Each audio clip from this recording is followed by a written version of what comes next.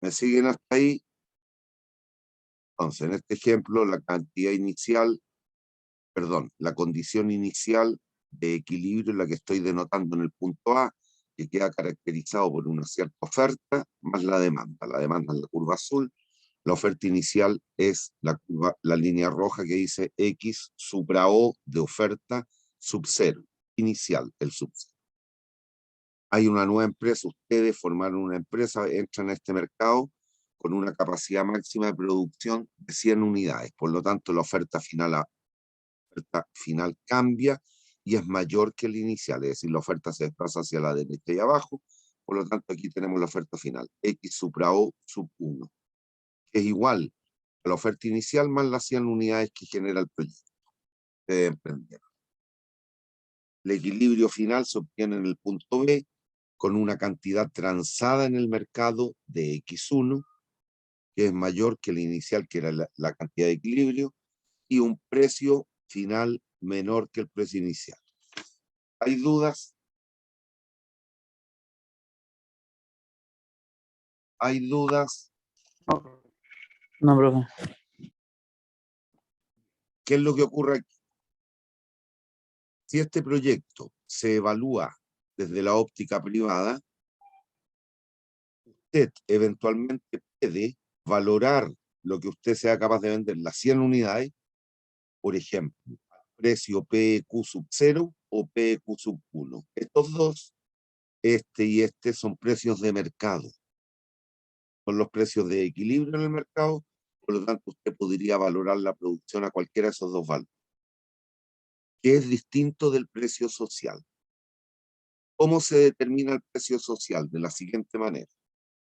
¿Qué pasó con la disponibilidad del bien en este mercado? ¿Aumentó o disminuyó? La cantidad que se transa en el mercado es mayor o menor ahora, dado el Aumentó. nuevo proyecto. ¿Perdón? Aumentó. Aumentó. Por lo tanto, si se acuerdan de la semana pasada, hay un aumento en la valoración. Esto es un beneficio que reciben directamente los demandantes, los consumidores, producto de haber una mayor disponibilidad del bien, por tanto satisfacen mejor las necesidades. Pero también hay otro tipo de beneficio en este caso. ¿Cuál? El siguiente.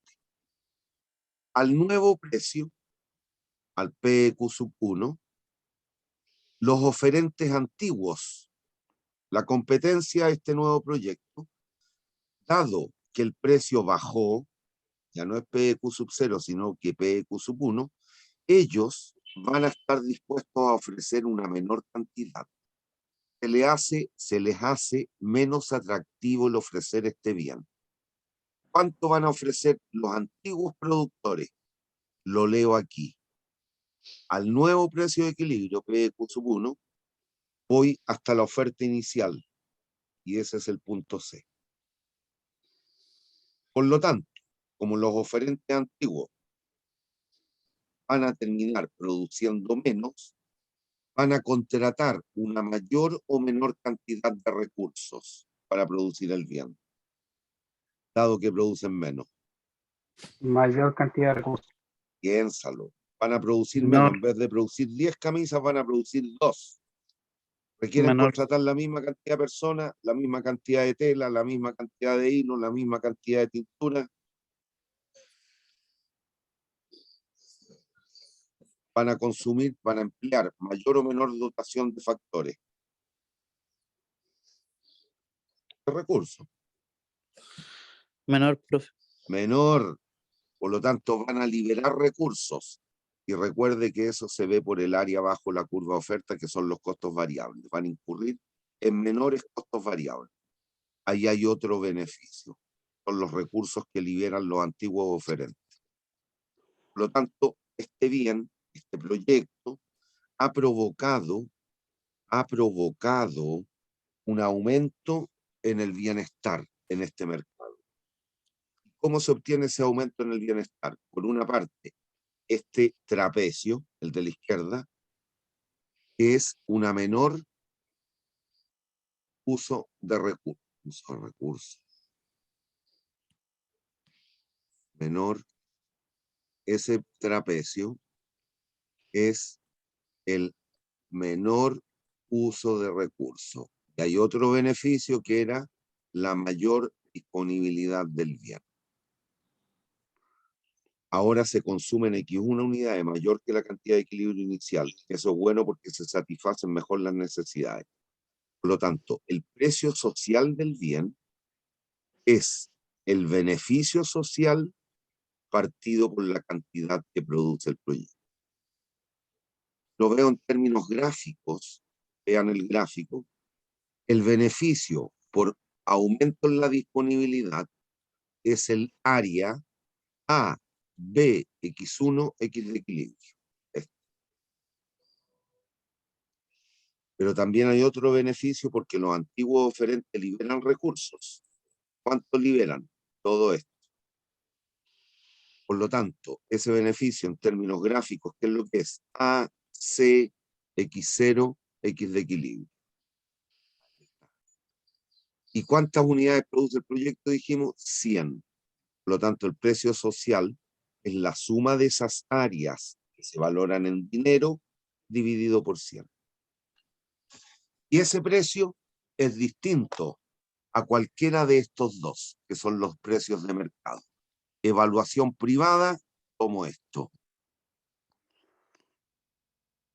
Evaluación social, tomo eso. Por ejemplo, si el PQ sub 0 fuese 60 unidades monetarias por unidad física, el PQ sub 1 fuese 40,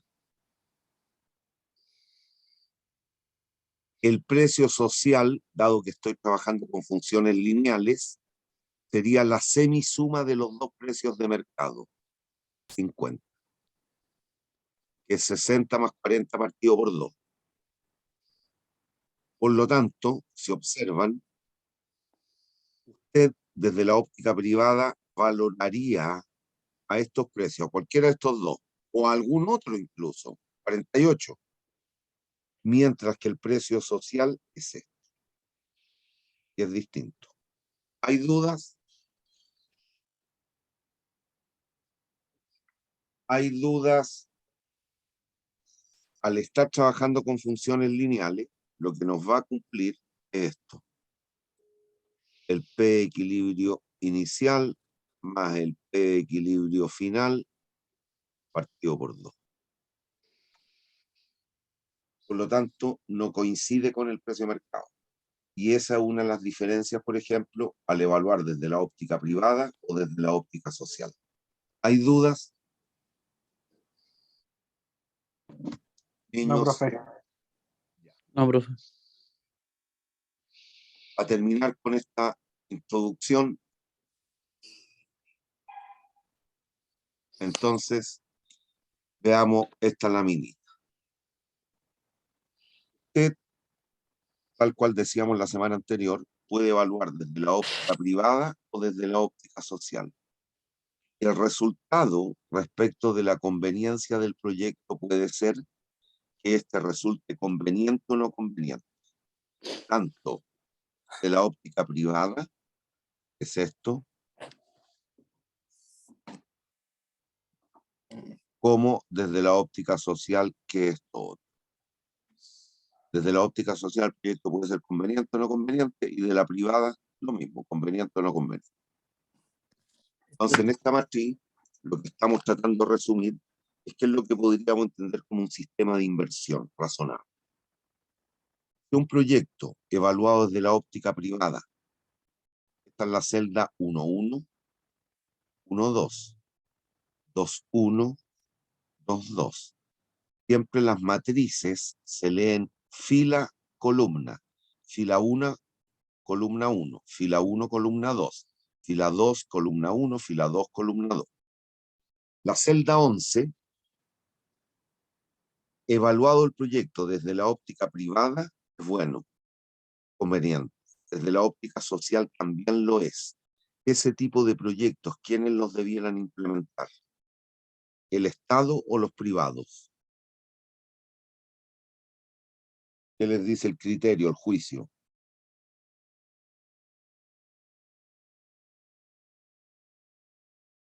La panadería de la esquina es un buen negocio, por eso existe. ¿Quién lo tiene que implementar? ¿Un individuo privado, una persona natural o el Estado?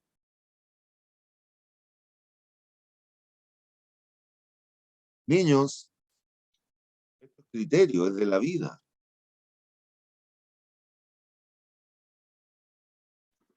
Un privado. Obvio, obvio. Un privado, profe. Ahora, cuidado, si se cumplen las previsiones de algunos, sobre todo políticos o líderes de opinión, dado lo que está ocurriendo con la convención, ese tipo de proyectos, cualquier proyecto, a muchos les gustaría, por lo menos a los convencionales, manga inútiles, ineptos, que todas las actividades fueran emprendidas por el Estado.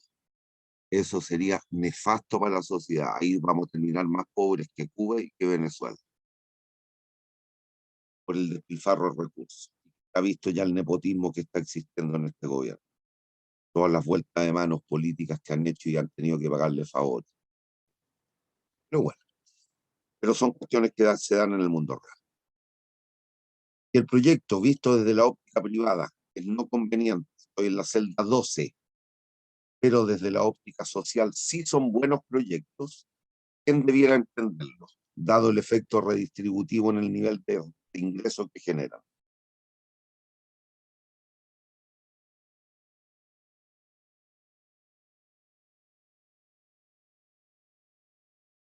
El alumbrado público, ¿interesa realizar ese tipo de proyectos a los privados?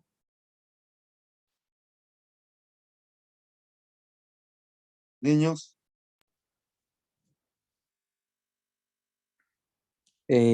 Bajo esa lógica, sí.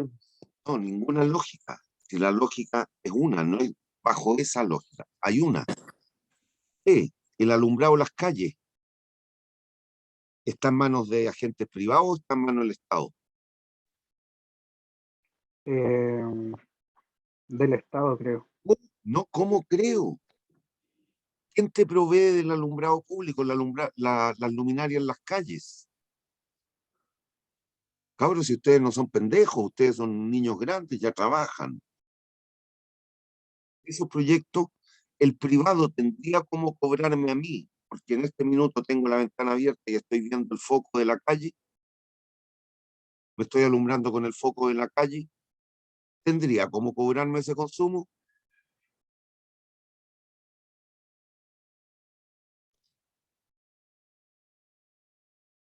Niños, No, profe, no, un poco podría. Carabineros de Chile, ¿quién lo debe financiar? ¿Algún agente privado o el Estado?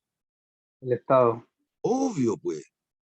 ¿Tendría lógica o le interesaría a algún privado tener ejércitos particulares y prestarle el servicio a la comunidad? No tendría cómo cobrarnos. Por lo tanto, no le interesa. Esos proyectos de la óptica privada son malos. Pero obviamente alguien los tiene que ejecutar. ¿Quién? El Estado. ¿Por qué? Porque son convenientes. Niños, si esto es de la vida. Esto es lo que vemos en la calle todos los días y a cada rato. Hay otro tipo de proyectos que desde la óptica privada son convenientes, el 21, pero no así desde la óptica social. Una botillería, una empresa que venda tabaco, una empresa que contamine, pero se requieren artículos de cuero, hasta la bartería, las empresas que trabajan el cuero y lo pueden convertir en carteras, billeteras, zapatos, lo que sea, producen un daño al medio ambiente bastante fuerte, producto de los malos olores y los humos que emanan desde la. Pero esos proyectos se deben hacer, existen. ¿Quién los hace? El privado. ¿Qué es lo que debe tratar de hacer? El Estado, desincentivar. Deberá colocarles cortapisas, colocarle algún tipo de impuesto que de alguna manera resarza a la sociedad del daño que está causando. una botillería. Sabemos que el licor es bueno o malo para la salud. Es malo, dependiendo de la No me digan cantidad que un médico ingerida. dice que tomándose una copita de vino, estamos hablando en general, es percibido como malo, por lo tanto, ¿qué hace la autoridad, el Estado? Le coloca un impuesto adicional al IVA, que es el ILA, el impuesto a los licores y alcoholes. Y cuando un bien tiene un impuesto internalizado en su precio, obviamente el precio es más alto y la gente tiende a consumir más o menos de él.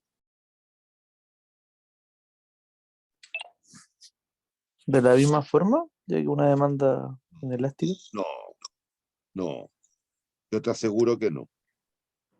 Te aseguro que no. Si no existiera el impuesto al tabaco, el impuesto a los bienes de lujo, el impuesto a los licores y alcoholes, la gente fumaría más, tomaría más, y habría más artículos de lujo en la sociedad que eventualmente contaminan. Cuidado, cuidado, si es una cuestión de la vida, cabros. Ustedes no viven en una burbuja, viven en el mundo real, esto se ve allá afuera cada rato, todos los días. No se consumiría lo mismo. Y en general, y quizás los únicos, siendo bien estricto, los únicos bienes que podrían ser perfectamente inelásticos son las drogas o los remedios que deciden entre la vida y la muerte. Las diálisis, para la gente que lamentablemente tiene problemas. Si no se dializa, se muere. Eso podría ser inelástico, por lo tanto el consumo no va a cambiar si le pusieran un impuesto. En cierto rango, porque si el impuesto es muy alto y el precio es muy alto, mucha gente no va a poder financiarlo y se va a morir. Pero cualquier otro artículo, exceptuado algo que sea debido a muerte, el día del níspero tendrá una demanda perfectamente inelástica.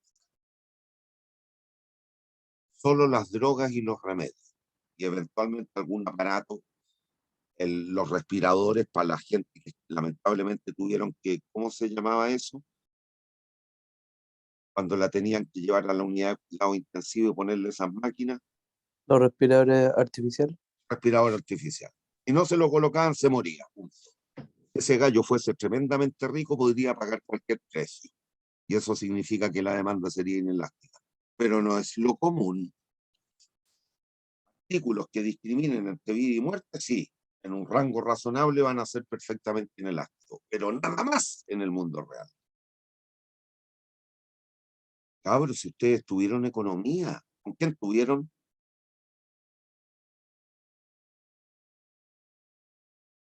¿Qué profesor le hizo economía? Marco Cauba, amiga. Déjame hasta ahí nomás. Bien. Y proyectos, celda 22, proyectos que desde el ámbito privado son malos, desde el ámbito social son malos, ¿se debieran implementar? No. No. No obstante, todos los gobiernos, todos, de izquierda y derecha, de repente, digamos que por ignorancia y no por mala fe, han emprendido proyectos no malos, pésimos, pésimos, pésimos, desde todo ámbito. Lamentablemente lo estamos viviendo con un proyecto que se implementó el año pasado y que hoy día está en boca de todos. La creación de la comisión constituyente ha sido ¿Cuál es ese proyecto? para el país. ¿Ah? ¿Cuál proyecto? La constitución, Ah, sí, el comité constitucional, la convención constitucional. no, horrible. El daño que le ha hecho en términos económicos al país y en seguridad ha sido atroz. Y Sí. lo implementó el gobierno, siendo un pésimo proyecto. Se sabía cuál iba a ser el resultado. Se sabía que era malo. Se sabía que estaba mal concebido. Y lo implementaron igual. Por la presión social. Y ha sido nefasto. El buenismo. El ¿Ah? buenismo. El buenismo. Sí. O sea, Y- con respecto a lo que dice usted del tema del impuesto este que habló del impuesto a los licores, Ujú.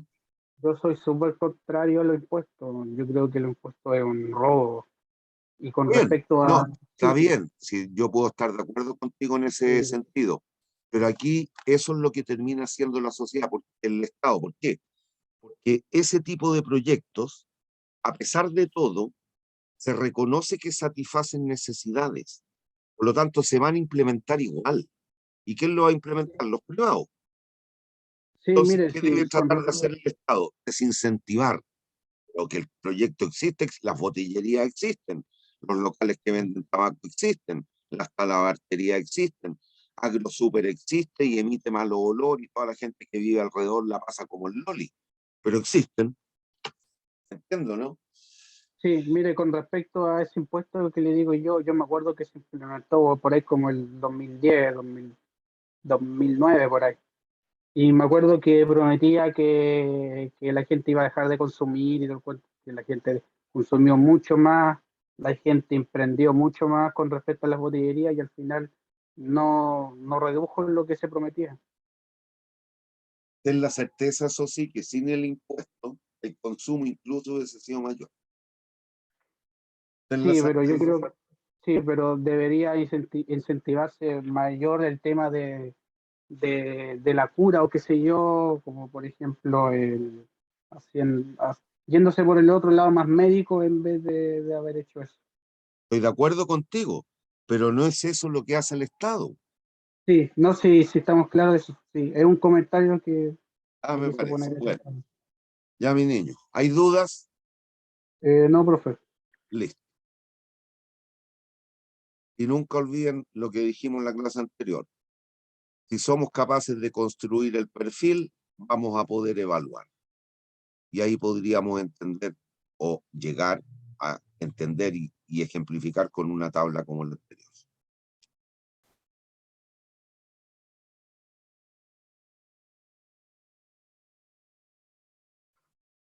Veamos rápidamente algunos descriptores de los objetivos de un estudio de mercado. Entonces, lea esa lámina y dígame si tiene alguna duda.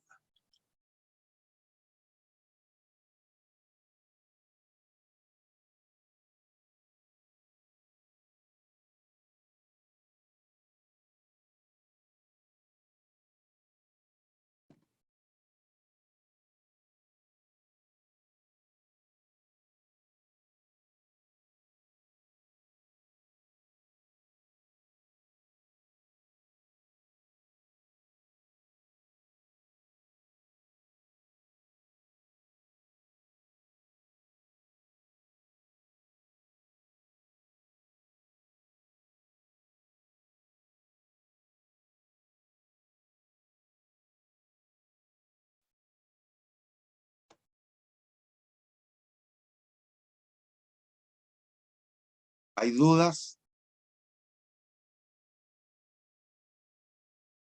Profe. No, Por mi profe. parte no, profe. Esto ténganlo claro. El mercado es el organismo en donde logramos se coloquen de acuerdo oferentes y demandantes de un bien o servicio en algún instante del tiempo. Y al decir que se coloquen de acuerdo, hay dos atributos que son los que veíamos en el mono de hace un ratito que se deben rescatar y que son tanto el precio de equilibrio como la cantidad de equilibrio. Y nunca olvide que para llevar a cabo una transacción, a lo menos cuántos agentes económicos se requieren. 2. Dos. Y es lo que entendemos por el oferente y el demandante, la oferta y la demanda. ¿Hay dudas? No, profe. Bueno, en el estudio de mercado, lo que usted tiene que lograr conocer a cabalidad es la demanda, la oferta que existe, si es que es un bien que existe en el mercado, usted pretende entrar a ese mismo mercado dado que cree que se van a obtener utilidades, y la estructura. ¿Saben lo que es un monopolio?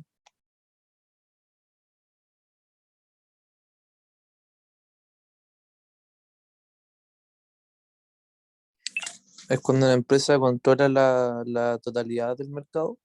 ¿Dónde está? Solo existe una empresa oferente de un bien o servicio. ¿Y por qué es importante la estructura de mercado? Porque justamente puede que usted, en el mercado que quiere ingresar con su proyecto, sea un mercado bastante competitivo, como también puede que no exista competencia y hay un monopolio o una empresa que ejerce algún tipo de práctica monopólica.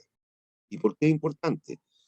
Que es distinto entrar a un mercado en el cual hay mucha competencia y por lo tanto la decisión de uno no va a afectar a otro, versus el entrar en un mercado en que hay una empresa que ejerce algún poder monopólico. Porque obviamente si usted entra, tenga la certeza que esa empresa le va a declarar una guerra, la existente. Y por lo tanto va a ejercer algún tipo de práctica a efecto de que usted abandone el mercado, salga del mercado, para poder seguir actuando, entre comillas, como monopolio, a pesar de que hay una ley antimonopolio en Chile, en cualquier país. En general no se permiten los monopolios, a menos que sean monopolios del Estado. Pero ese es otro tema, las Fuerzas Armadas, Carabineros de Chile, etc. Algún tipo de energía en particular, etc. Que son estatales.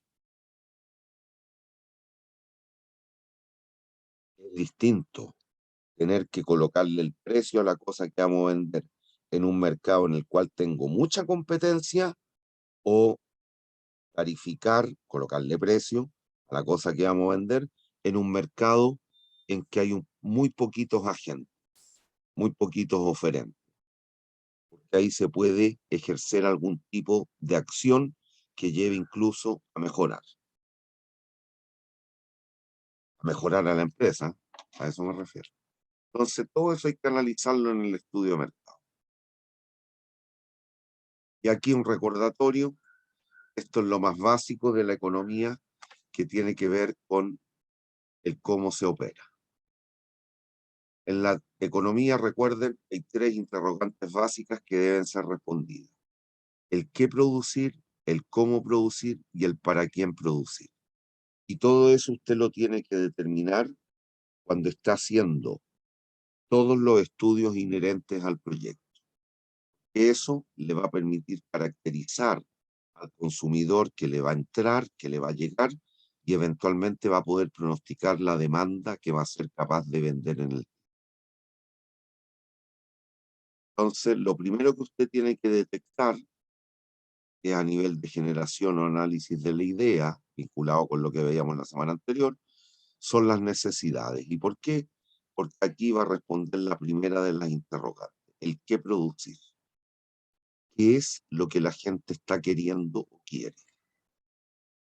Y eso a usted le va a dar la idea de instalarse con algún proceso, alguna empresa que produzca o intercambie esa cosa que la gente quiere. Aquí, ¿qué? La primera de las interrogantes básicas, el qué. ¿Qué debe ser producido? ¿Hay dudas? ¿Y a qué agente económico hay que analizar? A los consumidores.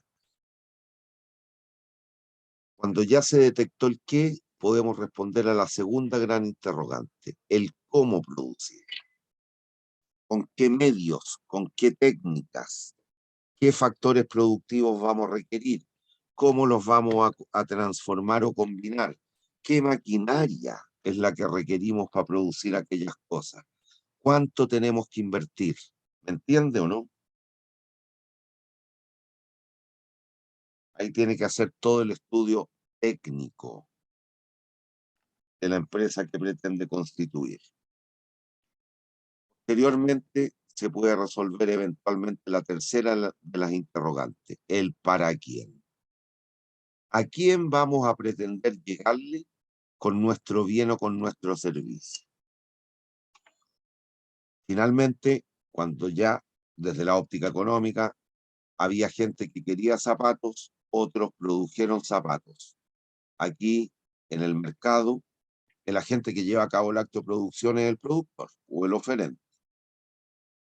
La etapa de intercambio se logra en el mercado y ahí es donde logramos aunar las voluntades de estos dos sujetos económicos, de los consumidores con los productores, y se colocan de acuerdo en cuántos pares de zapatos van a transar y a qué precio van a transar cada par de zapatos, por ejemplo. Después le vendí el zapato, yo productor le vendí el zapato a algún consumidor, a Juan Pérez, en 5 lucas, que viene la etapa posterior, que Juanito Pérez se coloque los zapatos. Es decir, que esto es una cuestión cíclica. Y todo esto está implícito en la sociedad. Los consumidores somos parte de la sociedad. Los productores o oferentes son parte de la sociedad. El mercado es parte de la sociedad. ¿Hay dudas? No, profe.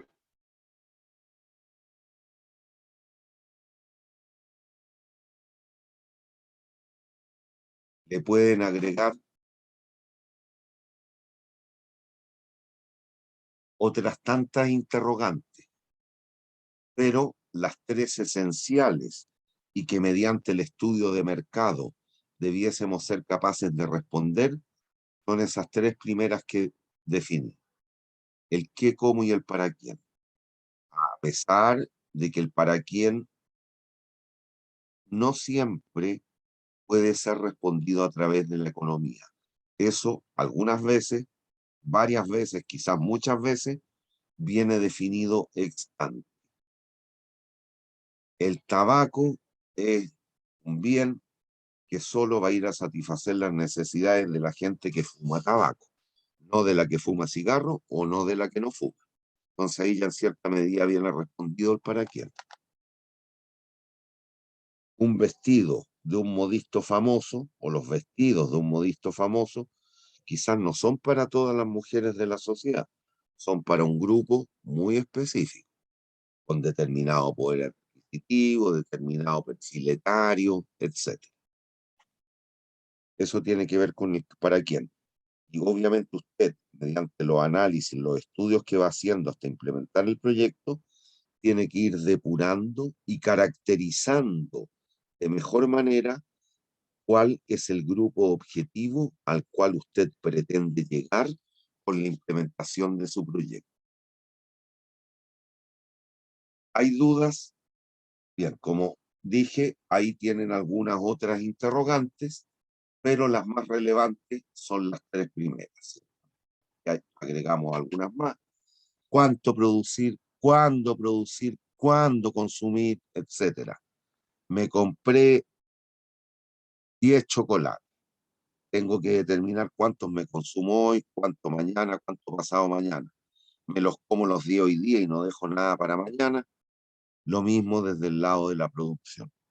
Con los recursos y el presupuesto que tengo, produzco solo hoy día y mañana cierro las puertas de la empresa, o trato de ir generando producción en el tiempo y por lo tanto el presupuesto lo voy ejecutando según lo que determine el estudio de mercado o el pronóstico de demanda. Eso lo tiene que ir respondiendo con su proyecto. ¿Hay dudas? No, Niños, profe. hay... Ya.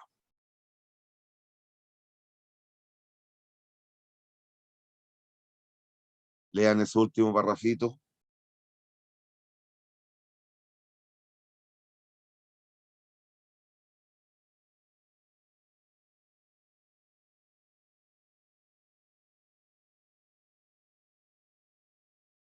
¿Qué mercados dentro del estudio de mercado, como genérico, qué mercados son los que se deben analizar? ¿Qué tenemos aquí?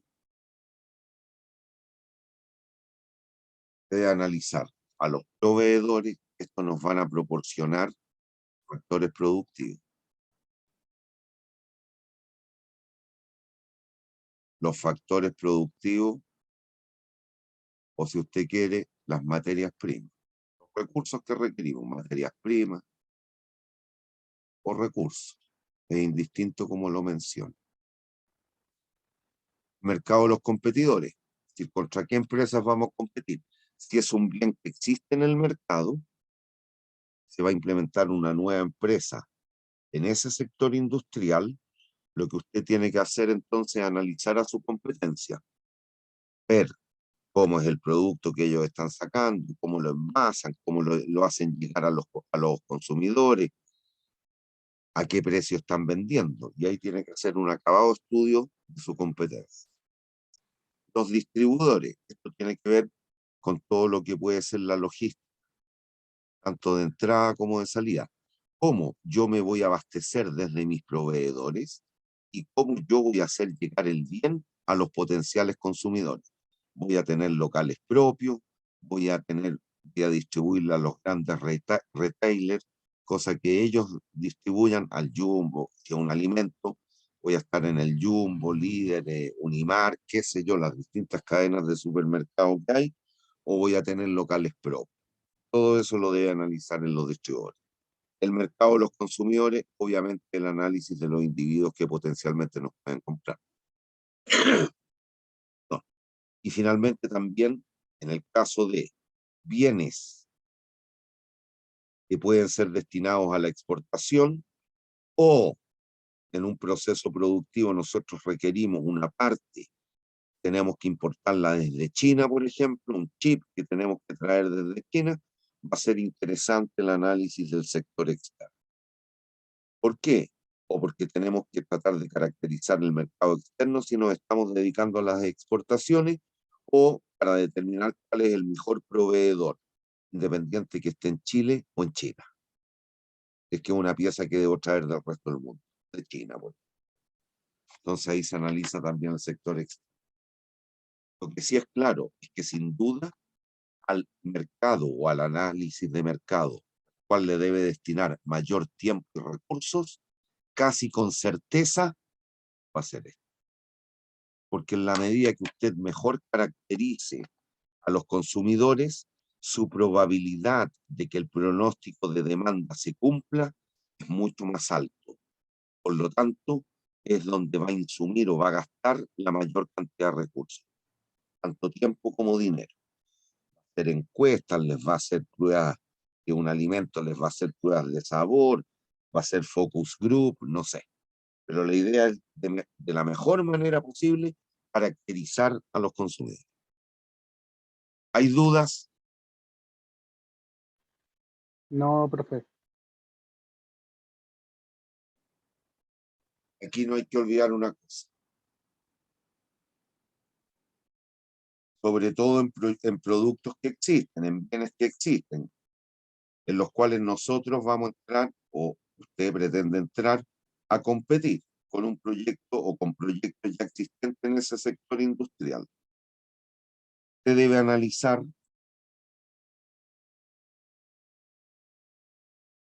en distintos estados de tiempo. Si es que es un producto que existe, seguramente existe una historia en algún centro de acopio de información, en el INE, en el Banco Central, en algún lado, usted puede encontrar información respecto de los consumos y los precios de esas cosas que usted pretende vender. También es importante analizar qué es lo que está ocurriendo hoy día en el mercado al cual pretendemos entrar. Pero lo más importante, obviamente, si han entendido hasta la fecha, lo más importante para cualquier proyecto de inversión es lo que ocurra de hoy día en adelante. Es decir, no ya no en tiempo pasado, en tiempo presente, sino que a tiempo futuro. Lo que tenemos que tratar de hacer es prever de la mejor manera posible cuál va a ser el comportamiento futuro de los mercados con la existencia del público. ¿Hay dudas? No, profe.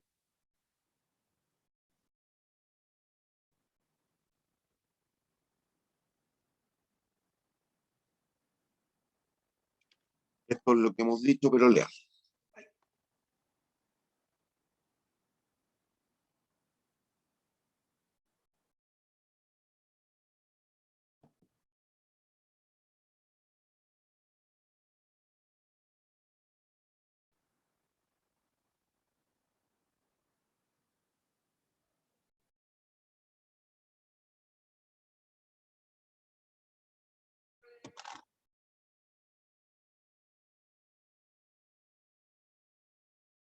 Hay dudas cuando usted inventa o descubre algo sobre lo cual no existe historia, ni hoy día, ni el hoy día, a eso me refiero, porque es algo que no existe. Usted recién acaba de inventar y tiene que recién implementar el proyecto que va a producir esa cosa que aún no existe. Esto no existe. Entonces ahí lo único relevante va a ser la proyección del mercado. Que obviamente, dado que no existe información, no existe historia sobre esa cosa, el pronóstico puede ser espectacularmente bueno o espectacularmente malo. No se sabe, no hay historia, no hay contra qué comparar. Entonces hay que tener cuidado. Ahora, gran mayoría de las cosas que se hacen, excepto aquellas empresas que están en la vanguardia, la punta del iceberg, que son las que están investigando y desarrollando algún tipo de producto nuevo, todas las otras copian algo existente. Hay dudas que no lo pueden copiar quizá a cabalidad porque puede haber una patente por medio, una licencia, pero sí le salen con un sustituto cercano. Y si usted sale con un sustituto cercano a esa cosa, ¿qué va a hacer? Se va a apoyar en la historia que existe sobre esa cosa. Por decir una estupidez, la Coca-Cola existe, no sé, hace como 200 años, creo yo, más o menos, como 200 años, o algo por ahí, 100 y tanto. La Pepsi es bastante posterior. Cuando los genios de la Pepsi hicieron las investigaciones de mercado, al no existir historia, porque ellos no iban a producir Coca-Cola, iban a producir la Pepsi-Cola, pero era un bien sustituto cercano. Entonces se apoyaron en información que tuvieron de Coca-Cola. No es que Coca-Cola les pasó los datos, no, pero en algunos anales, en algunos servicios estadísticos de cada país, existe información sobre muchas cosas que quizás no nos damos cuenta. Entonces ellos se apoyaron en toda esa data, la que estaba recolectada, obviamente.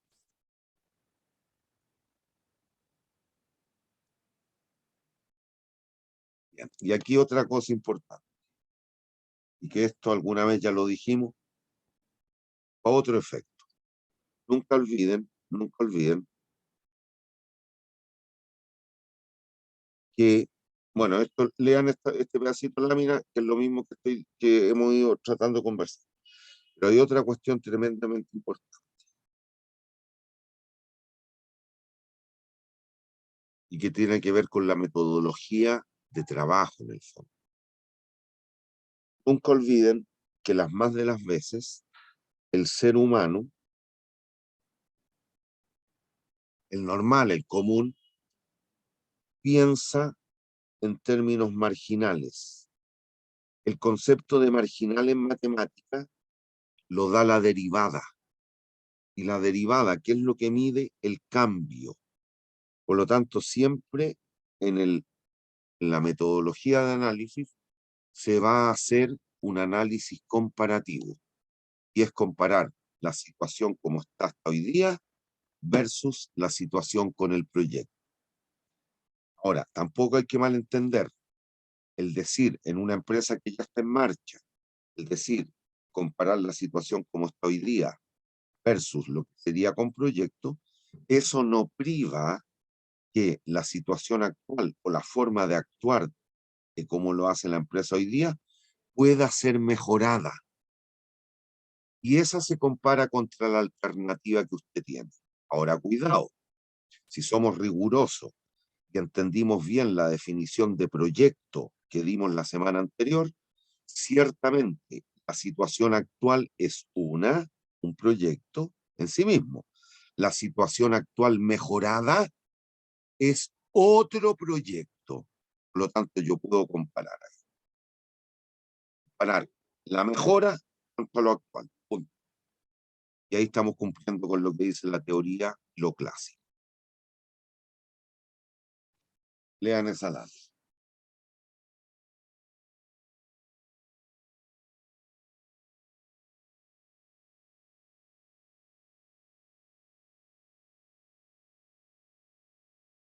lo que he dicho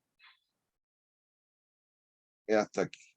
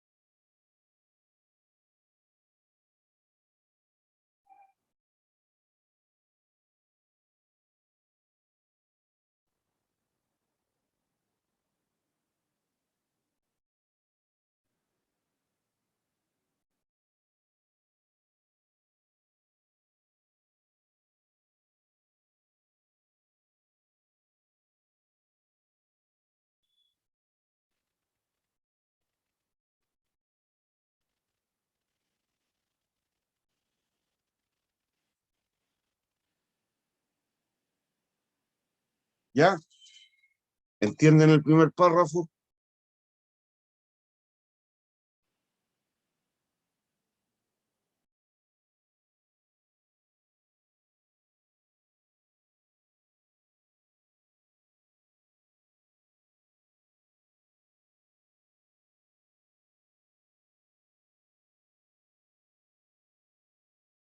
Niños, Sí, profe, listo. ya.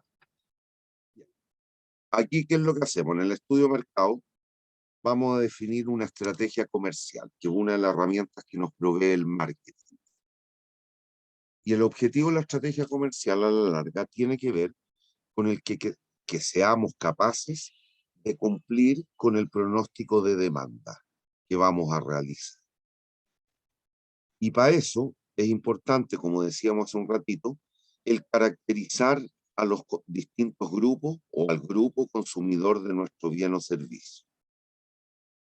Como ciertamente, quizá hoy día se puede mucho más con las redes sociales y toda la navegación que uno hace por internet, de repente les tiene que haber pasado que les llegan avisos vinculados con páginas que ustedes han visto en el tiempo. Estoy hablando de internet, ¿ah?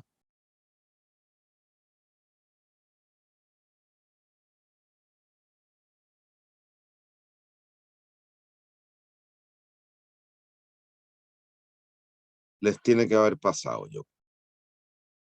Si les gusta el fútbol, de repente le avisen, le aparecen, digo, noticias del fútbol en el celular.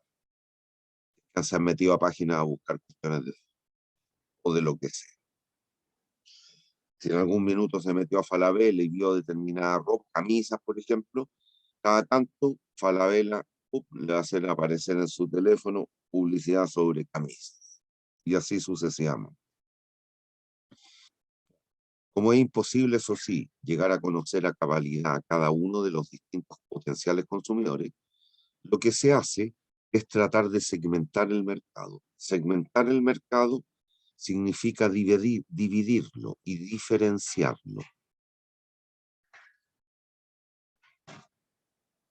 Y aquí lo tratamos de diferenciar por atributos que nos permitan, eso sí, hacer agrupaciones de individuos, de manera tal de encontrar algún tipo de patrón o comportamiento común frente a algunas acciones o a las decisiones de...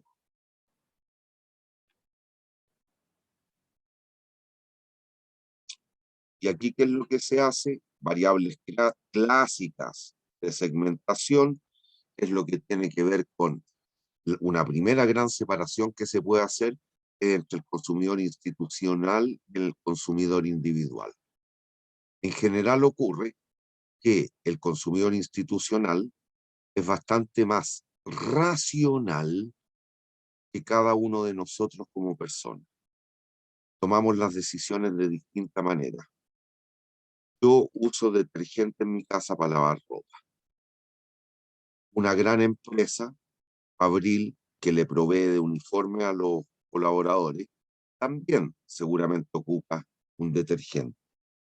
Eventualmente, quizás, y solo quizás, puede que ellos y yo ocupemos la misma marca. No obstante, la decisión del cómo llegamos a ella es distinta. A mí me puede haber gustado el envase, el color del envase, si era o no era reutilizable, si tenía o no tenía aroma el detergente, mientras que a los otros, al institucional, a esa empresa que requiere comprar grandes volúmenes, le va a interesar la forma de acopio, cuál es el tipo de envase, cuál es la calidad, etcétera. Una serie de atributos que no tienen por qué coincidir con los de la decisión de compra del consumidor individual. Uno es bastante más de guata, nosotros los consumidores individuales, versus los consumidores institucionales que son bastante más razonables. ¿A qué me refiero con consumidor institucional? No es que la institución consuma, hay alguien encargado de las compras de los detergentes o de los insumos en una empresa, los que se preocupan del abasto. Y ellos seguramente hicieron una cotización, tomaron 3 cotizaciones, vieron todas las características de los proveedores, los plazos en los cuales le entregan, los volúmenes que le pueden entregar, la frecuencia en la entrega, y tomaron la decisión. Yo compré una botellita de 750 ml de detergente, los otros compraron, no sé, 200 litros. Es distinto. ¿Hay dudas? No, profe. Bien. Otras variables clásicas por las cuales se segmentan algún proyecto. O clásico, o lo que siempre escuchamos. Puede ser por perfil socioeconómico, por tipo y características de estudio, por el perfil etario, por motivos religiosos, por género, varón, mujer, qué sé yo. Hay una serie de atributos que nos permiten ir discriminando. Hoy día,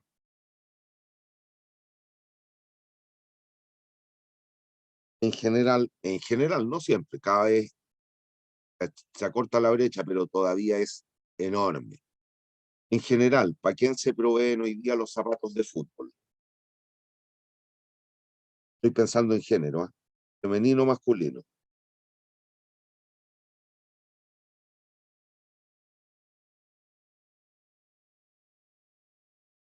¿Quiénes ocupan mayor cantidad de zapatos de fútbol? Pero una diferencia abismal, los hombres o las mujeres. Los hombres. Los hombres.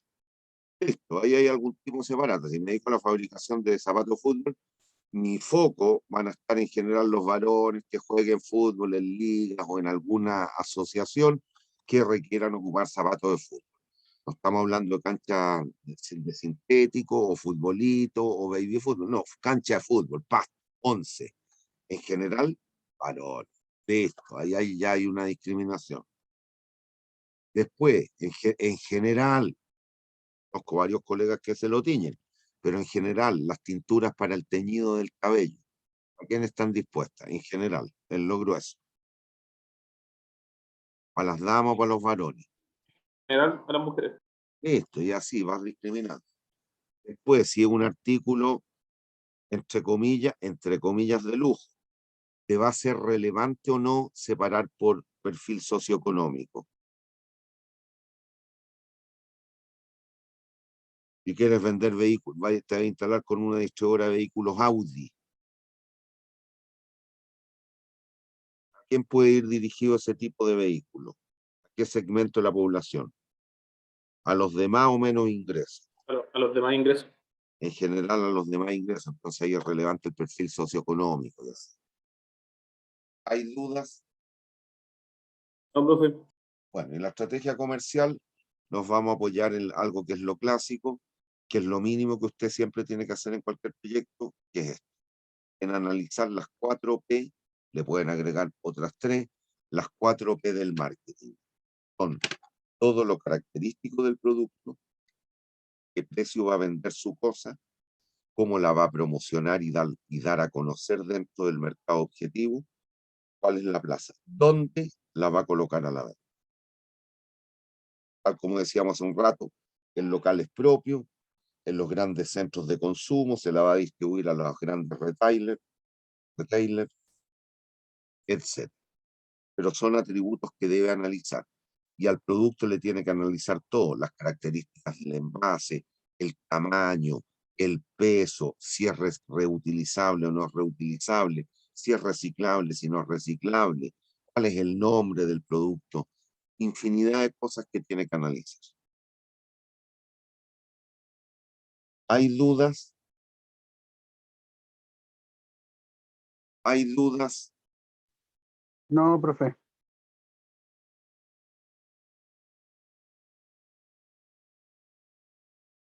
Lean esta lámina.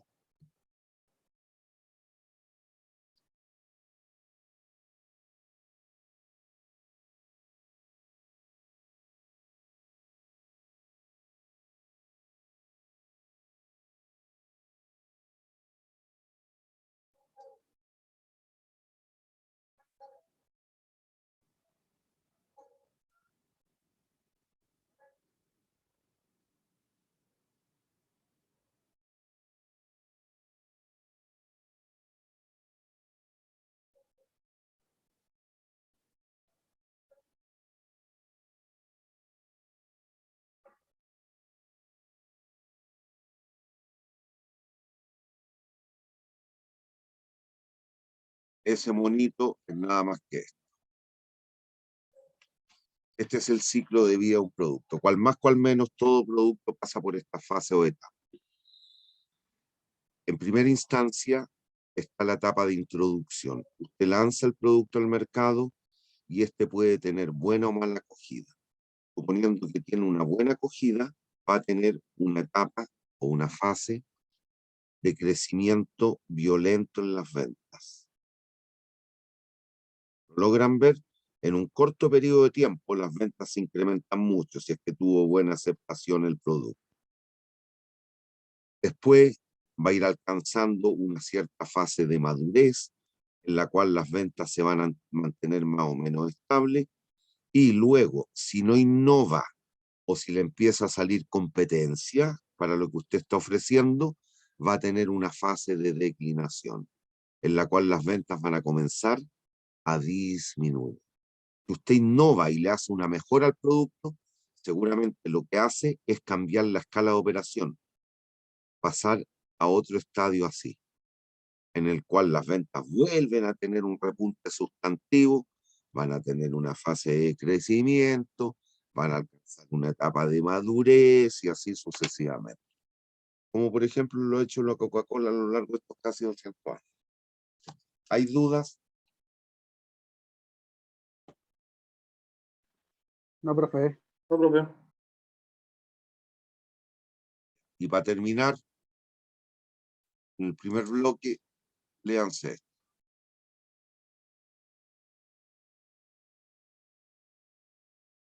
¿Y por qué es importante el pronóstico de venta? Porque si yo sé que voy a vender 10 zapatos el 2022, 20 zapatos el 2023, yo sé cuánto vendo. He logrado identificar zapatos, medir, aquí están 10 y 20 unidades. Los voy a vender a 5 lucas cada año. Por lo tanto, conozco los ingresos. Y yo soy productor de zapatos, por lo tanto, para producir los 10 pares de zapatos, ¿cuánto requiero metros cuadrados de cuero, goma, horas hombre, etcétera? De manera indirecta, puedo conocer los costos. Tengo planificada la producción, yo puedo conocer los costos que me va a significar la producción de los 10 pares de zapatos. Y si tengo ingresos y costos, puedo construir el perfil. Y si construí el perfil, puedo evaluar. Lean el último párrafo, análisis del medio, que eso tiene que ver con todo lo que dijimos en su minuto, que lo hace usted aquí en el estudio de mercado, que es el estudio Pestel, Alopest, el análisis de Porter, del sector industrial, las 5 fuerzas de Porter, el análisis FODA, puede, si quiere, agregar Canvas o cadena de valor, etc. Conocido el entorno político, económico, social, tecnológico, ecológico o ambiental y legal, usted tiene todo el macroentorno externo.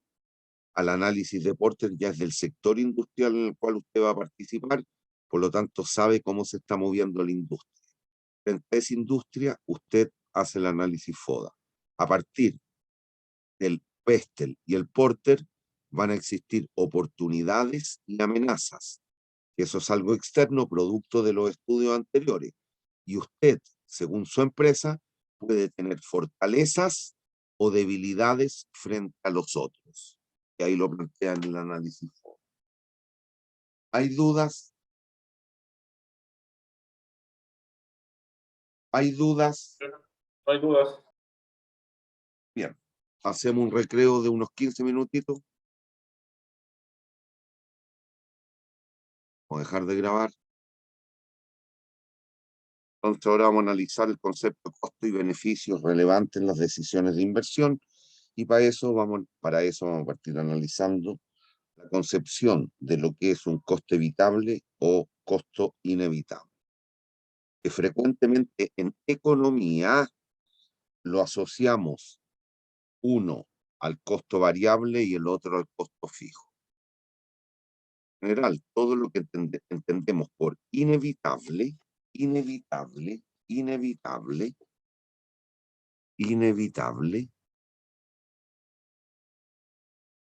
desde la óptica de los costos, lo asociamos a la existencia de un costo fijo en la estructura de costos de una empresa. Y lo evitable al costo variable. Y ahora les pregunto entonces, ¿cuáles son los costos pertinentes para la toma de decisión en la empresa? ¿Los costos fijos o los costos variables?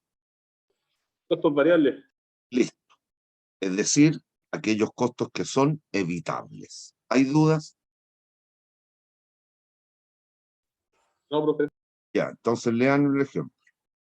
Y trate de entenderlo, porque lo voy a pedir que me lo explique.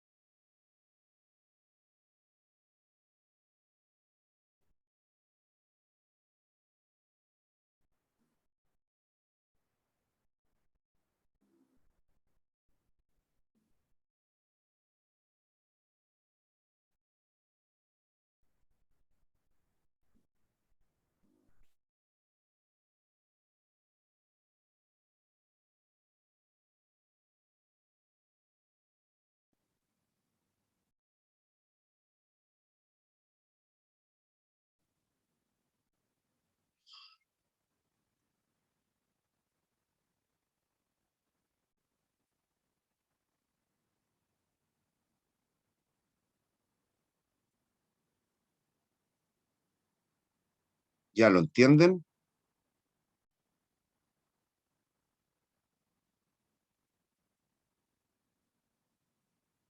Sí, profe, se entiende. Ya. Les pido que por favor me lo expliquen.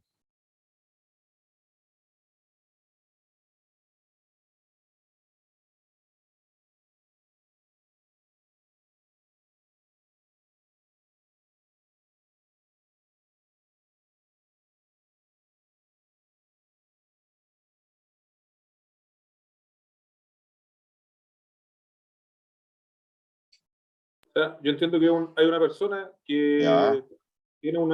gana una plata, digamos, Sí, actualmente y quiere instalar una fábrica, hacer un negocio. Y ya, para ello contrata una empresa que le cobra 250 unidades monetarias y le arroja los resultados que están listo, entregan correcto. Así es. Eso es. Punto. ¿Hay duda? No, Entonces, vamos a las preguntas. Céntrense en la primera pregunta nomás y memorícenla.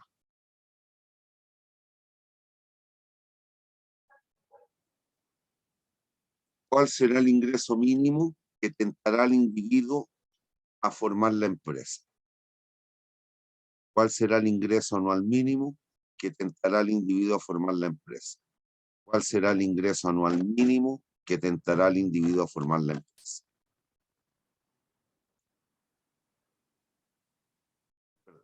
Aquí tenemos los datos. en este caso, Te perdí, algo iba a decir.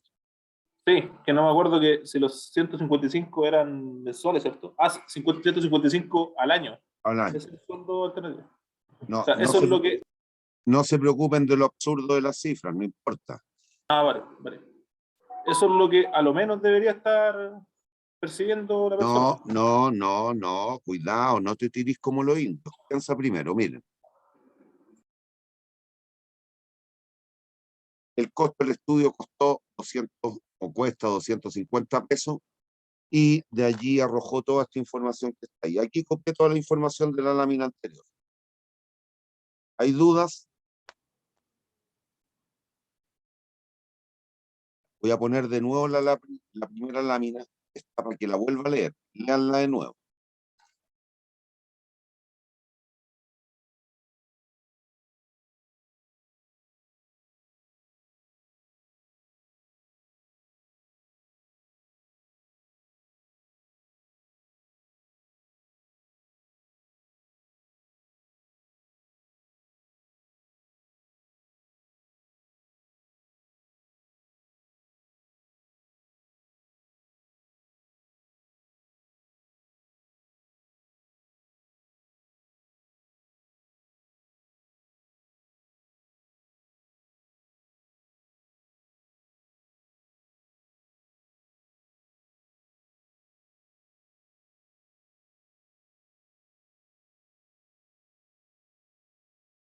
¿Ya? Ya, pues, Listo. Vamos. Mira.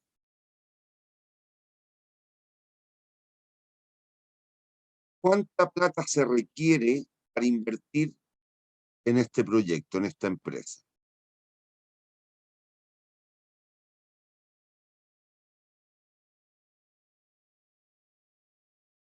Aquí de esta información, que ahora me voy a la tabla de vuelta, díganme de estos ítems, de estas partidas que aparecen aquí, mano de obra, patente, construcción, sueldo, inversión, ¿eh?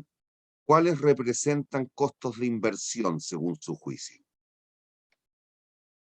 ¿O están vinculados a costos requeridos para poder hacer la inversión?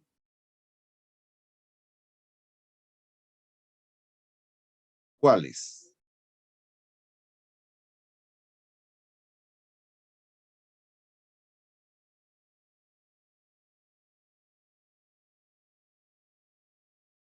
la patente anual, No. Es un costo de operación, fíjate, unidades entonces, monetarias. sí, entonces el inversión en máquinas, ¿A dónde está la máquina que se me fue? No la veo. Aquí, ítem 5. ya. El ¿Cuál más? edificio, ¿Perdón? el edificio, ¿Qué más?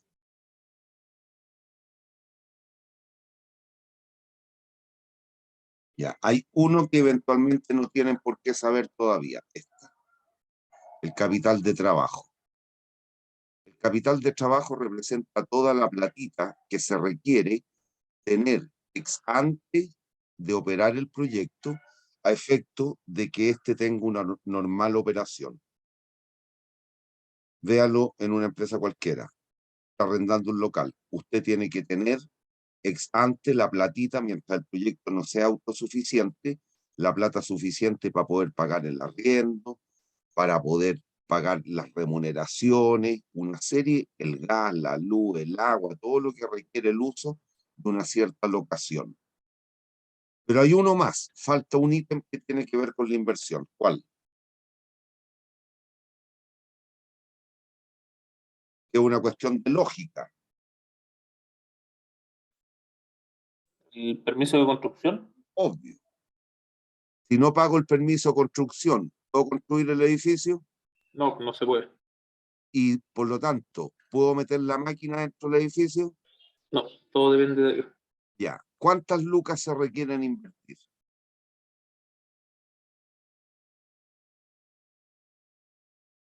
Estamos viendo el costo de inversión. Eso tiene que ver con la etapa de implementación. Recuerde, todo proyecto pasa por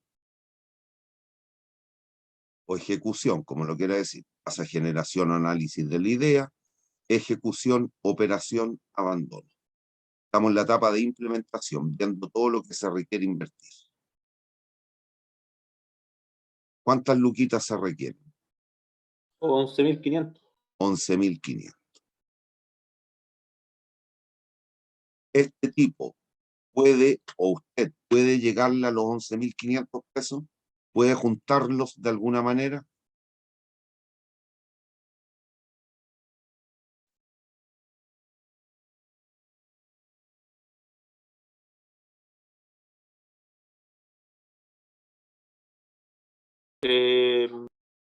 No, no podría. Ah, bueno, ahí abajo dice que hay un capital propio ¿De cuánto? de 10.000. Ya, pero le faltaría luca y media. ¿Puede encontrar Ya, luca y media más? ya, con eso tendría que pedir un crédito. Pero por eso, ¿tiene la opción o no? Sí, Sí. ¿Cuántas luquitas puede llegar a juntar?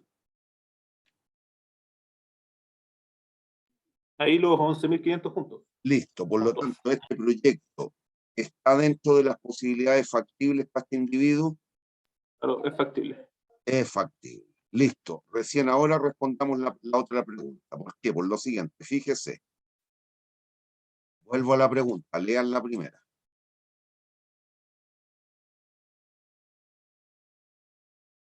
Cuando nos hablan de ingreso anual, significa que en qué fase estamos. Recuerde, son 4 fases: generación o análisis de la idea, ejecución, operación, abandono. ¿En qué fase nos están diciendo que nos situemos? En la operación, Por lo tanto, ¿de qué debemos hacernos cargo? ¿De los costos de inversión o de los costos de operación?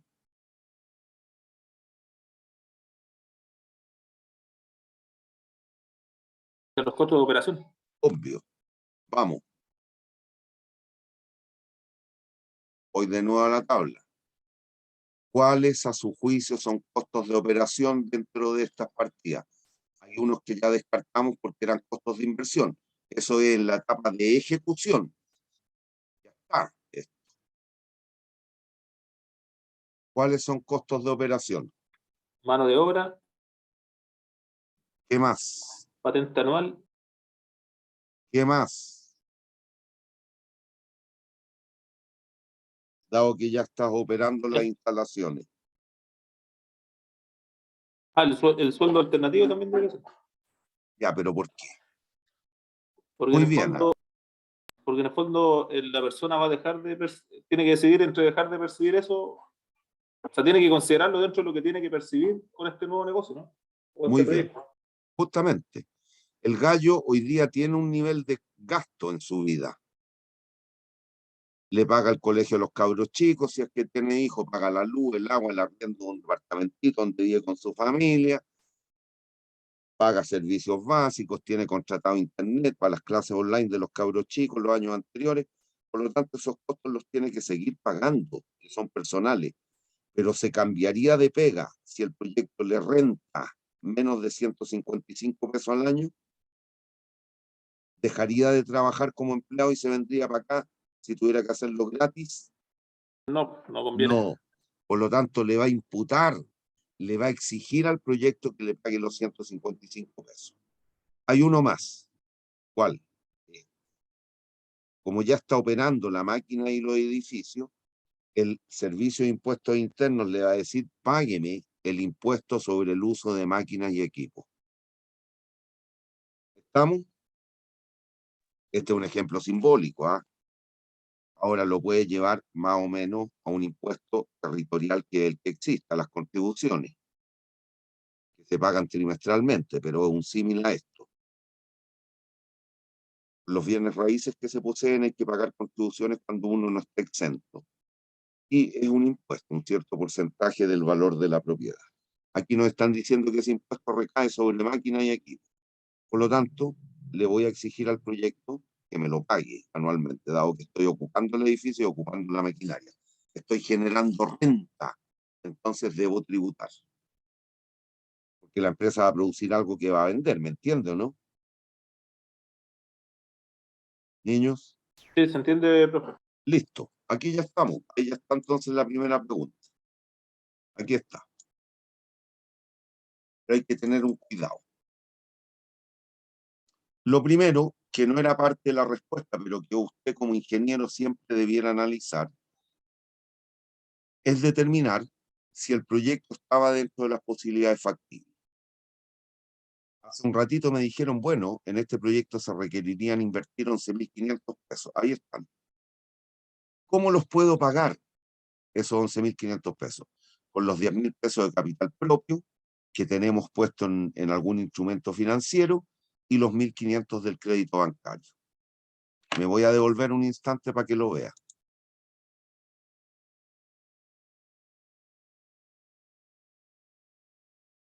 La persona posee 10.000 pesos de capital propio que están invertidos en el mercado financiero. Y el mercado financiero nos dicen que está pagando y cobrando una tasa de interés ¿de qué porcentaje?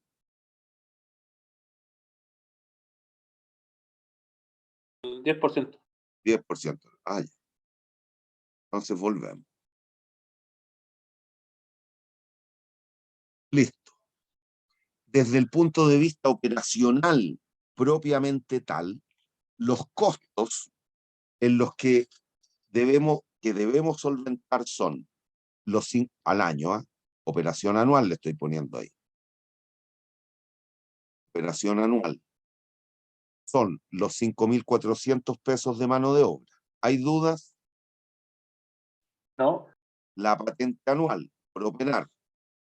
¿Hay dudas? El sueldo alternativo, porque va a dejar de trabajar en su otro trabajo y se va a venir a gestionar su propia empresa, pero tiene que mantener un nivel o un estándar de vida y pagar todos los servicios que hoy día tiene contratados. Tiene que generar esos 155 pesos con este proyecto, si no, le conviene quedarse en la pega actual. ¿No entiendo, no? ¿Entiendes? Y el impuesto 95 pesos.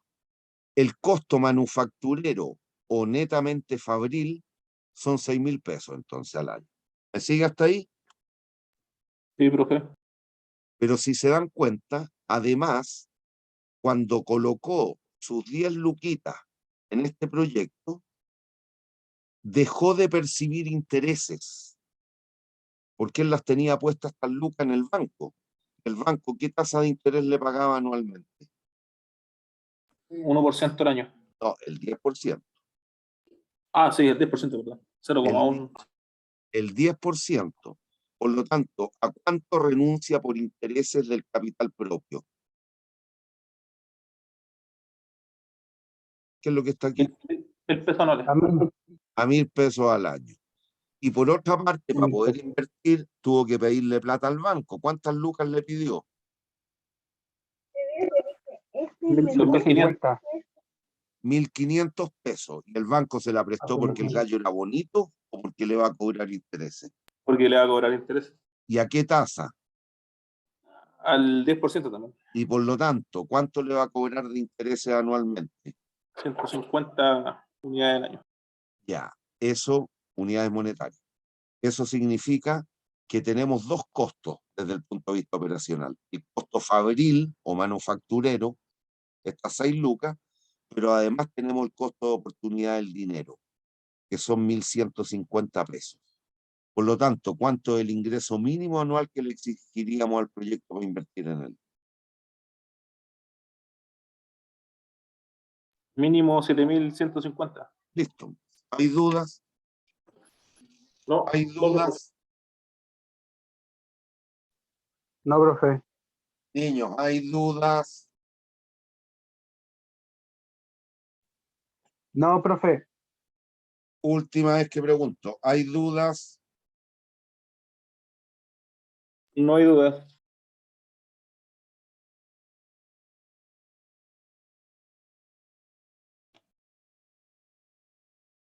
Perdón. Ahí está. No sé si se dieron cuenta, pero nos decían cuál es la vida útil de los activos.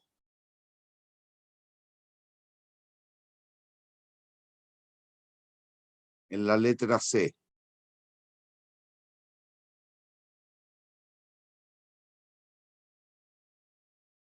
No se desgastan, no se deprecian. O sea, no son Por lo infinitos. tanto, ¿cuál es la vida útil?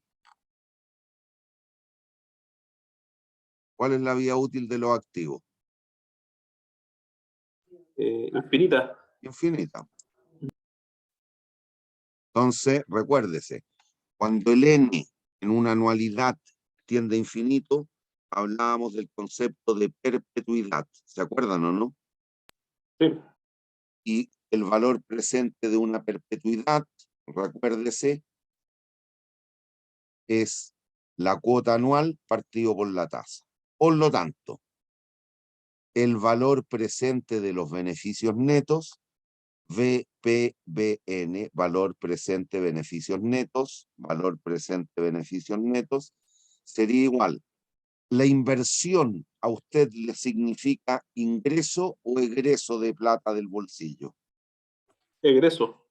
Por lo tanto, matemáticamente eso tendrá signo positivo o negativo. Negativo. Ahí está. Más el ingreso mínimo anual, incluido el costo de oportunidad del dinero, que está vinculado a estos 11.500 pesos, menos el costo fabril, que eran las 6 lucas, nos queda 7.150. Este es el ingreso mínimo que le exigiríamos. Además de pagarme las 6 lucas del costo operacional, le voy a exigir al proyecto que me pague el costo de oportunidad del dinero. Ahí le sumé los 1.150 pesos, ¿se acuerdan o no? Sí. Por lo tanto, 7.150 menos 6.000, 1.150. 1.150 partido por 0,1, 11.500. Menos 11.500 más 11.500, 0. Ahí estamos en la situación de indiferencia. Si el proyecto a lo menos me reditúa un ingreso mínimo de 7.150, voy a estar dispuesto a invertir en él. Si me reditúa 7.160 pesos anuales, ¿me meto o no me meto en el proyecto? Sí. Obviamente sí, porque ahí el valor presente de los beneficios netos serían 100 pesos, 100 unidades monetarias. Mayor que 0 me conviene. Si el proyecto me redituara 7.120, ¿me conviene meterme? No, ahí no conviene. No conviene. ¿Hay dudas? Y qué bueno que nadie me mencionó el costo del estudio. ¿El costo del estudio era evitable o inevitable? Los 250 pesos que me cobró la empresa asesora. Es inevitable. Inevitable. Por lo tanto, ¿es relevante en el proceso decisional? No, no es relevante. No lo es. ¿Cuáles eran los costos imputables o relevantes para el proyecto? Todos los que fuesen evitables. ¿Y cuáles eran evitables?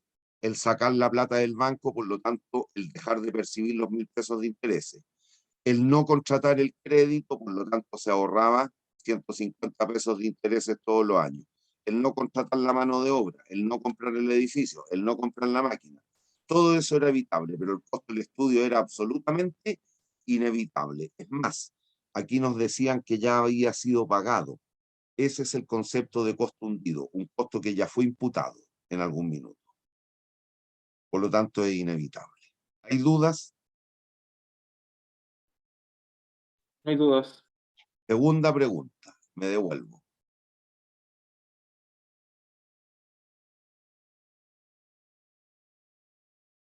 Ya es la pregunta B.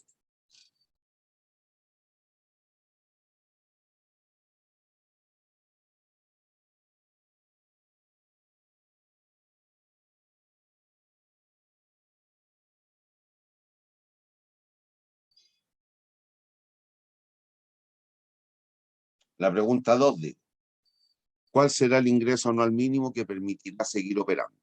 Asuma que la máquina puede venderse solo en 5.000 pesos.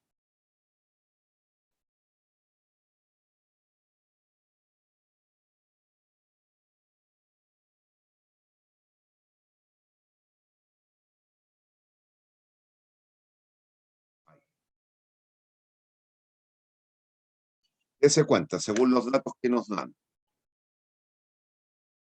Esto cambia.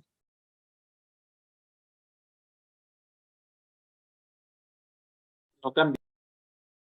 Esto cambia. Tampoco. Esto cambia. Tampoco cambia. Esto cambia.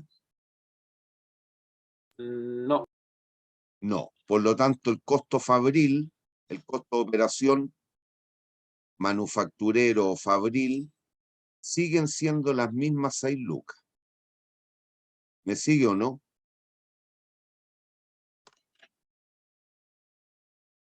Sí, profe. ¿Qué es lo que cambia entonces? En este caso, dado lo que está ocurriendo con el valor de mercado de esa máquina, el costo de oportunidad del dinero. El atributo que está cambiando es el costo de oportunidad del dinero.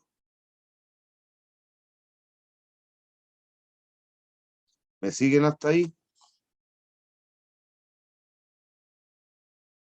Sí, sí, profe. ¿Y qué es lo que pasa? Aquí está.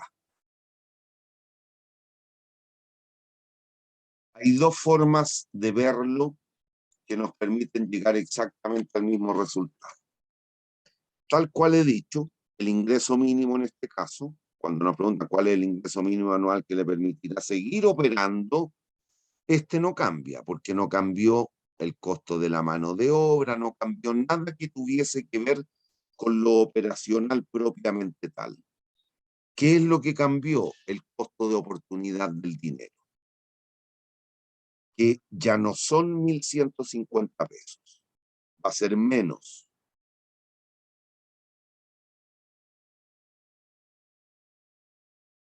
En un caso como este, ahí ya les mostré el resultado, pero piense desde la lógica. El ingreso mínimo anual que debiéramos exigirle ahora al proyecto es mayor o menor que los 7.150 de la pregunta A, dado lo que nos dicen está ocurriendo con la máquina. Debiera ser mayor o menor. Debería ser menor. Es menor, pero atenta contra alguna forma de pensar de mucha gente. Y es tan sencillo como ver lo siguiente, que va a sonar brutal, pero es un hecho cierto. En este caso, dado lo que está ocurriendo con la máquina, este hombre se hizo más rico o más pobre.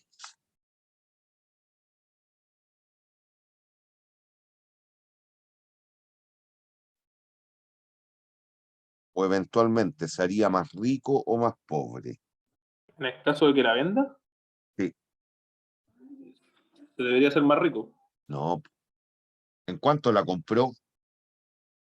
Ah, perdón, él invirtió 9.000. ¿Y en Está, cuánto la puede vender? claro, sería más pobre. Sí. Ya. Y por lo tanto, por el hecho de, entre comillas, ser más pobre, le debiera exigir más o menos al proyecto, en términos de ingreso.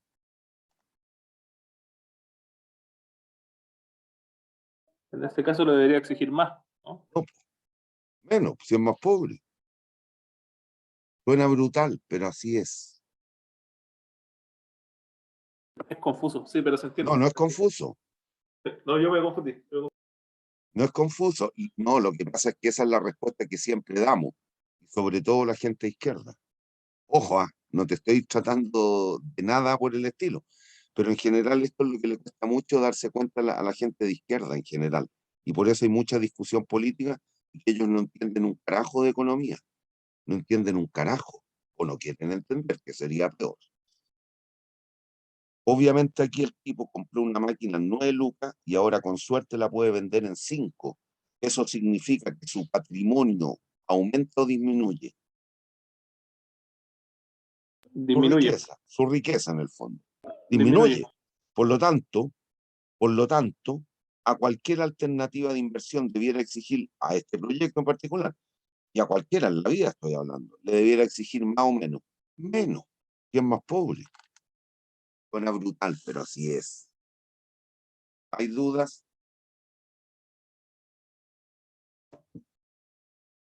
No, profe, no hay duda. Veamos cómo llegar a las cifras. Hay dos formas. Mire, el capital de trabajo, al cual dije, es platita que se requiere tener en efectivo, o lo más líquido posible, a efecto de hacer frente a cualquier contratiempo. Por lo tanto, si el tipo decide liquidar los activos, decide abandonar el proyecto y liquidar los activos, venderlos, la máquina, ¿en cuánto la va a poder vender? En 5.000. El edificio, nada nos dicen, no se desgasta ni se deprecia, y no nos hablan de que cambió de precio. ¿En cuánto lo podríamos vender? En los mismos 500. Y recupero el capital de trabajo, que es platita que tengo metida en caja y banco, en la cuenta corriente y en la caja chica. Los recupero. ¿Cuántas lucas lograría recuperar yo de los activos? Sumen esas 3 cifras nomás. 6.800. Y por tenerlas en el proyecto en vez del banco, ¿a qué renuncio por concepto de intereses? Al 10%, El 10%. que es la tasa de interés. El 10% de 6.800, ¿cuánto es?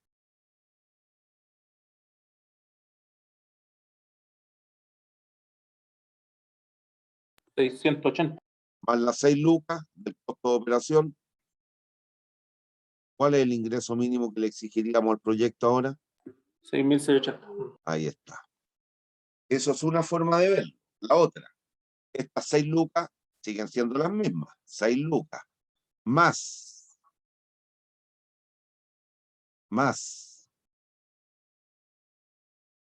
Como todavía estoy endeudado con el banco, porque sigo operando, le voy a tener, y estoy a todo evento debiéndole los mismos 1.500 pesos iniciales, ¿cuánto me va a cobrar el banco por concepto de interés? El 10% de la luquita y media, es decir, 150 pesos. ¿Me sigue? Sí. Mire, va a ser la fácil. Es indistinto cómo lo haga, pero va a hacerse la fácil. ¿Cuánto tenía de capital propio metido en el proyecto el hombre?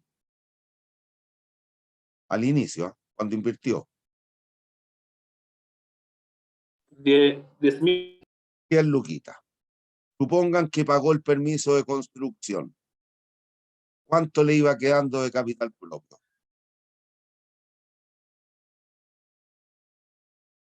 9.300. Y con estos 9.300 compró una máquina en 9 lucas, pero ahora la puede vender en 5. ¿Cuánto estaría perdiendo?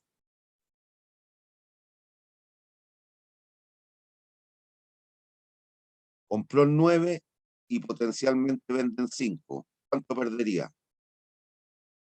4.000. ¿Cuánto le va quedando metido en la empresa de capital propio?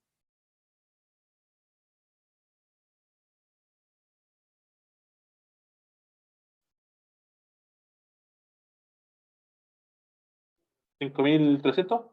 5.300. Es la resta nomás. Ahí están. Y como los tiene metidos en el proyecto, está renunciando a recibir intereses del mercado de capitales. ¿Y a qué tasa de interés está renunciando? La tasa a 10%. Por lo tanto, le va a exigir que para que le pague el capital propio que hoy día tiene puesto en la empresa, el proyecto le pague 530 pesos, más los 150 del crédito, 680, más los 6.000 del costo operacional propiamente tal, 6.680. Es indistinto si lo analiza desde una u otra perspectiva, va a llegar a lo mismo siempre. ¿Hay dudas? ¿Hay dudas? No, profe. ¿Hay dudas? No hay dudas, profe. Ya. La pregunta 3 la hacen solitos, véanla, les va a servir para ir pensando. Solo voy a hacer la cuarta y creo que con eso vamos a terminar por hoy día. Déjenme ver una cosa. Sí.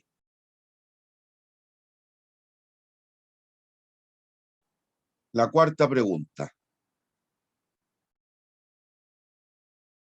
Recalcular 1, suponiendo que existe una tasa de interés diferenciada para fomentar las inversiones, siendo esta del 6% anual para todos los créditos, para los créditos.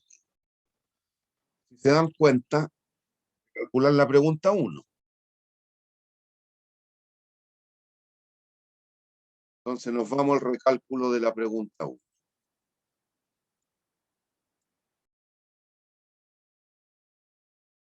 El costo operacional no cambia.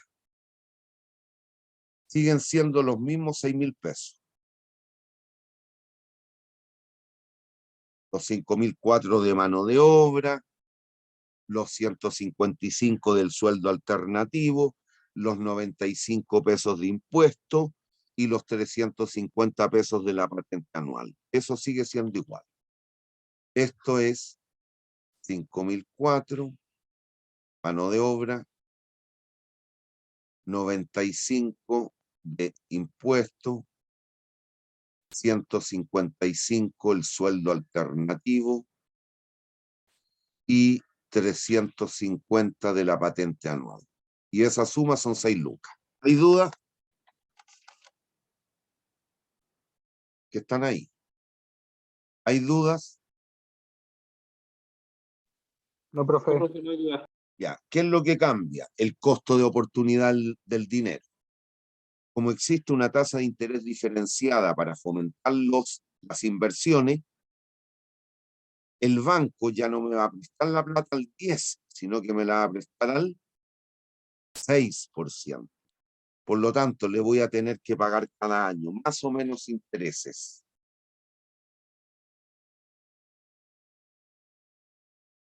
Menos intereses. ¿Cuánto le va a tener que pagar de interés anualmente ad eternum, dado que la vida útil era infinita? 2.500 pesos al 6%, 90 pesos al año. Mientras que el costo del capital propio no cambia. Nosotros teníamos invertido esto en un depósito a plazo al 10% anual. Al sacarlo, renunciamos al 10, no al 6.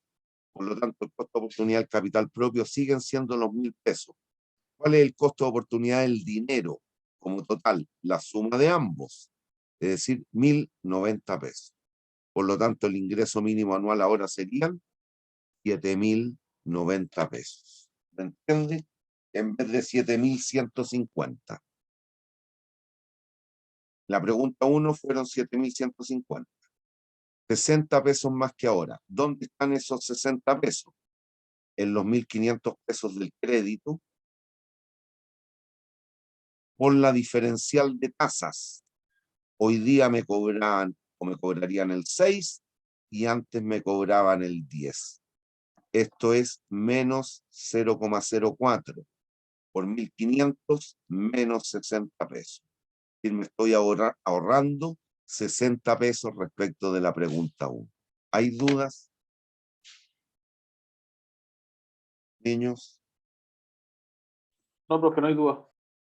¿hay dudas?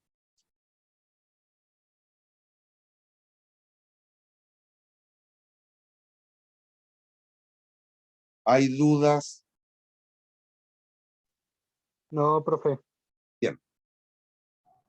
Hoy día llegamos hasta aquí, niños, y el próximo. Ojo, no sé si les llegó un correo que hay un receso universitario de una semana. ¿No les llegó? Qué bueno, porque ese receso no corre por ustedes. Y el próximo miércoles tenemos clase. Sí, Ah, profe, si mandaron un comunicado de la universidad que no no. corresponde para nosotros. Ya. Les llegó también el aclaratorio que ustedes no tienen libre. ¿Quién está hablando? ¿La Catherine? ¿O no? ¿Quién habló? Muchas dudas de todos los alumnos de si el comunicado aplicado o no. Sí, pero ¿quién está hablando? ¿Quién es usted que no veo los participantes? De Exabe. Ya, perfecto. Ya. Niños, corregí los controles. Mañana les pongo en el U virtual las notas y la pauta. ¿Hay dudas? No, profe, no hay duda. Ya. Profe. ¿Pero por qué no me deja? Ahí. ¿Hay dudas? No, profe. Muy bien. Nos vemos, si Dios quiere, el próximo miércoles. Cuídense, cabros. No, profe. Chao. Luego.